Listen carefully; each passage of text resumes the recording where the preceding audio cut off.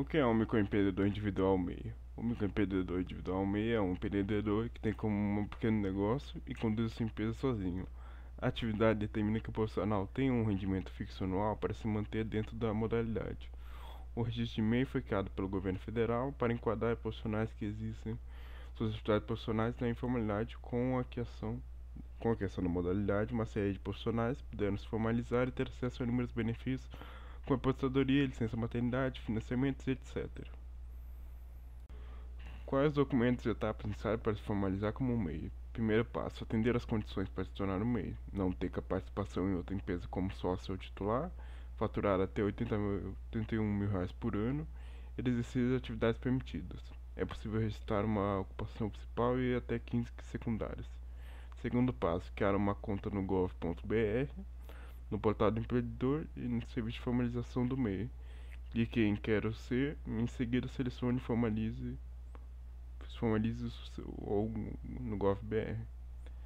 O cadastro no gov.br permite acessar diversos serviços públicos digitais sem precisar se deslocar e permanecer em fios ou imprimir ou autenticar documentos. Terceiro passo: completar o seu cadastro no portal do empreendedor, que é nesse momento onde você pode seguir no processo para vir como MEI. Clique no botão em formalizar-se e informe os dados da sua conta do gov.br e autorize acesso aos seus dados pelo portal do empreendedor, na área de usuários e de redmissão.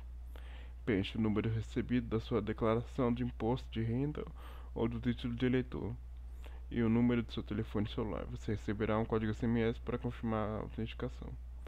Quarto passo: definir o nome e atividade do seu como microempreendedor.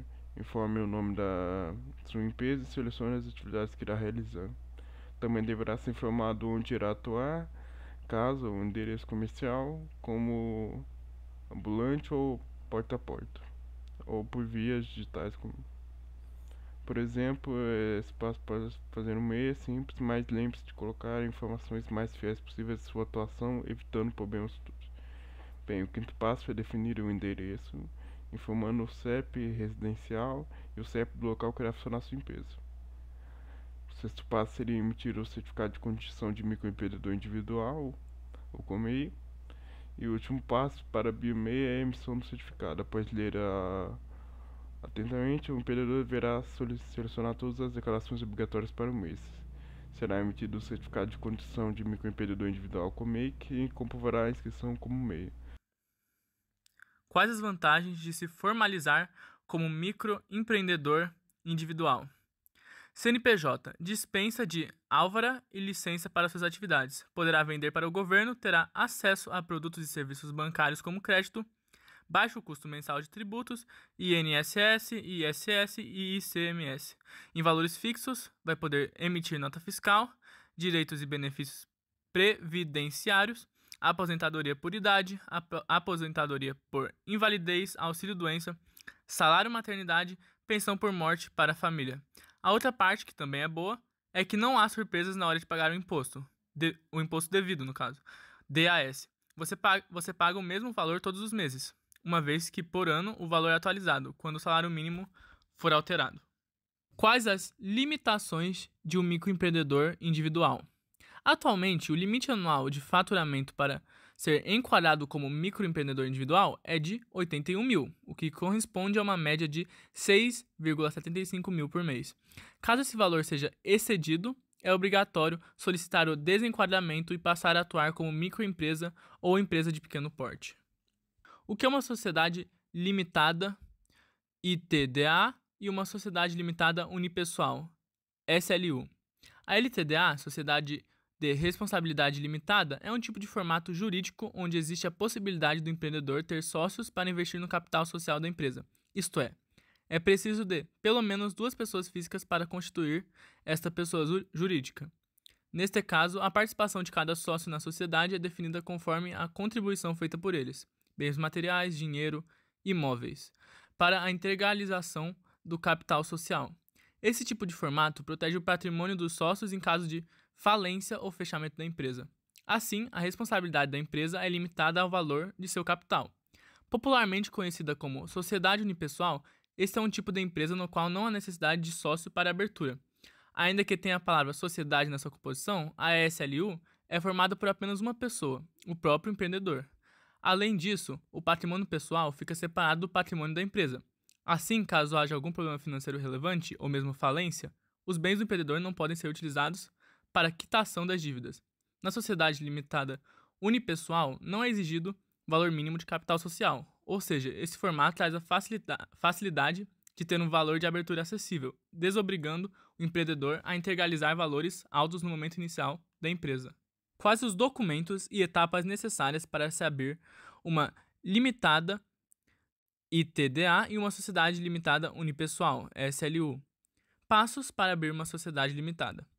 Primeiro, contrate um contador. Quando o assunto é como abrir uma sociedade limitada, contratar um contador é o primeiro passo. O contador será o profissional responsável por conduzir todas as etapas e procedimentos necessários para a abertura de sua empresa. Também cabe ao profissional de contabilidade o dever de orientar seus clientes para que eles tomem as melhores escolhas, como, por exemplo, em relação à definição do CNAE, natureza jurídica e regime tributário. 2. Entregue os documentos necessários ao contador. Logo após contratar um contador, você precisará entregar os documentos necessários para a abertura de empresa.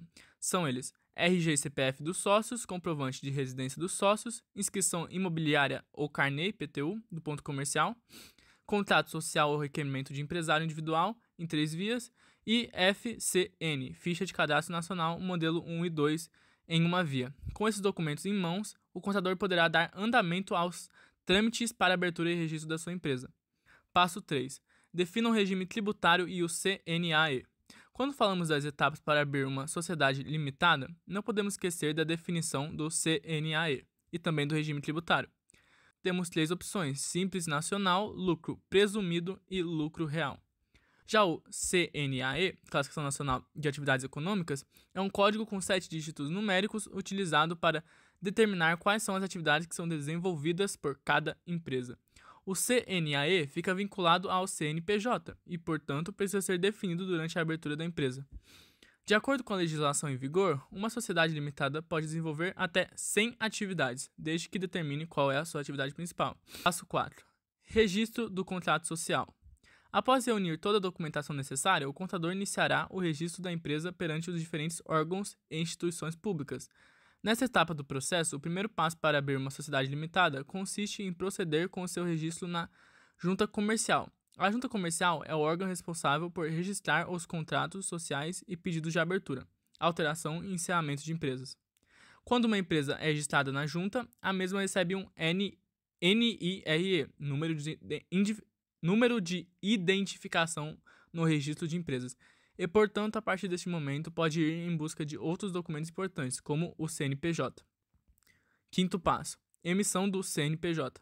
O CNPJ, Cadastro Nacional das Pessoas Jurídicas, é um documento obrigatório para toda empresa ou organização, seja ela com fins lucrativos ou não, instalada no Brasil.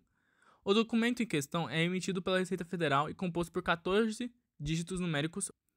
Cada empresa recebe uma numeração única para a qual estão vinculados os seus dados cadastrais, incluindo razão social, nome fantasia, endereço completo, dados de contato, porte empresarial, atividades desenvolvidas, CNAE, e data de abertura. Sexto passo: emissão da inscrição estadual e municipal. Por sua vez, logo após a emissão do CNPJ, a contabilidade deverá entrar com o pedido para registro da empresa nas demais esferas governamentais. Nesta etapa, será requisitada a emissão da inscrição estadual e também da inscrição municipal, sendo o primeiro obrigatório para empresas da indústria e comércio e o segundo obrigatório para prestadoras de serviços. Sem as inscrições em questão, as empresas não podem emitir notas fiscais e ficam impedidas de desenvolver suas atividades. Dito isso, é importante esclarecer que a responsabilidade pela emissão da inscrição estadual é da Secretaria Estadual de Fazenda, enquanto que a responsabilidade pela emissão da inscrição municipal é da Prefeitura. Sétimo passo: emissão do alvará de localização e funcionamento. Por fim, para que a empresa esteja completamente regularizada, será necessário emitir o alvará de localização e funcionamento. O documento em questão é emitido pela Prefeitura e atesta que a empresa cumpre todos os requisitos legais para desenvolver suas atividades. Aí, os passos para abrir uma sociedade limitada unipessoal são fazer o certificado digital do CPF, solicitar a viabilidade na junta comercial, preencher o DBE para pedir o CNPJ na Receita Federal, preencher FCN, integrando Junta Comercial e Receita, pagar as taxas, assinar os documentos e protocolar o processo de abertura.